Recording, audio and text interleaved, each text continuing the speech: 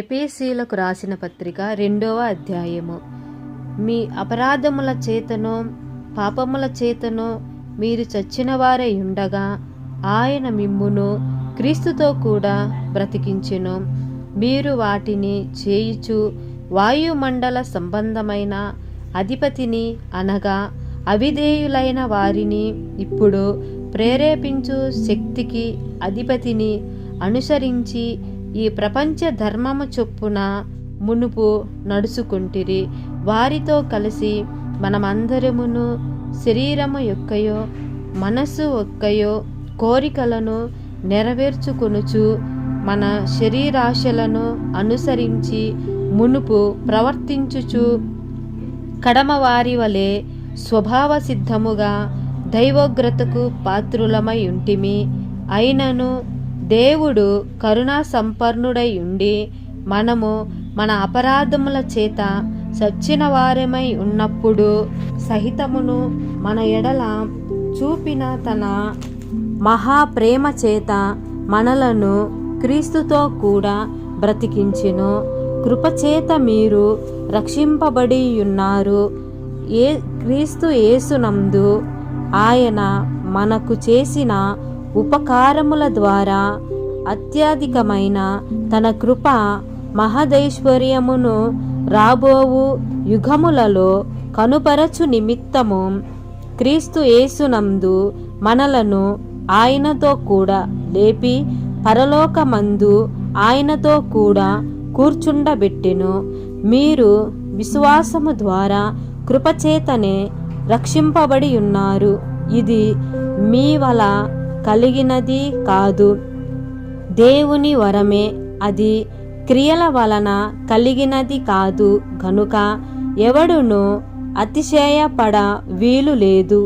మరియు వాటియందు మనము నడుచుకొనవలెనని దేవుడు ముందుగా సిద్ధపరచిన సత్క్రియలు చేయుటకై మనము క్రీస్తు యేసునందు సృష్టింపబడిన వారమై ఆయన చేసిన పనియునై ఉన్నాము.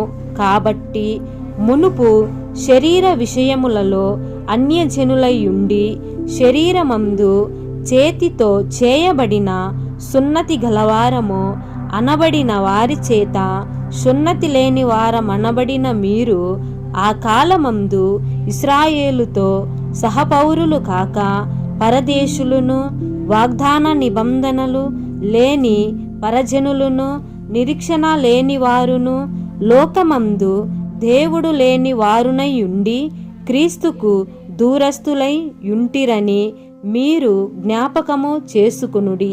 అయినను మునుపు దూరస్తులైన మీరు ఇప్పుడు క్రీస్తు యేసునందు క్రీస్తు రక్తము వలన సమీపస్తులై ఉన్నారు.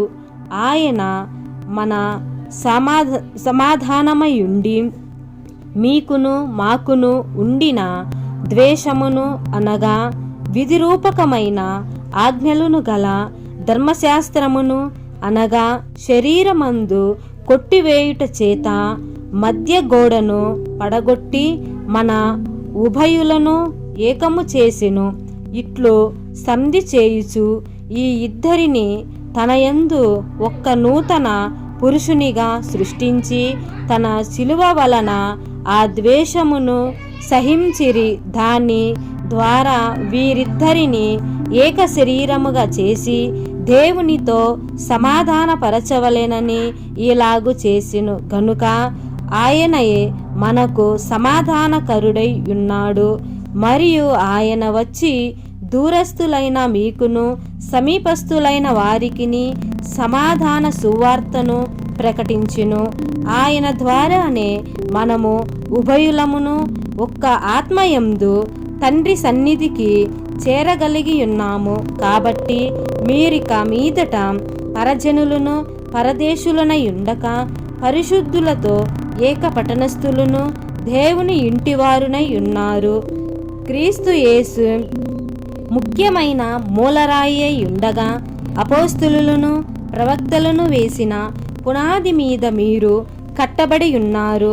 ప్రతి కట్టడమును ఆయనలో చక్కగా అమర్చబడి ప్రభునందు పరిశుద్ధమైన దేవాలయం అగుటకును వృద్ధి పొందుచున్నది. ఆయనలో మీరు కూడా ఆత్మ మూలముగా దేవునికి నివాస స్థలమై యుండుటకును కట్టబడుచున్నారు.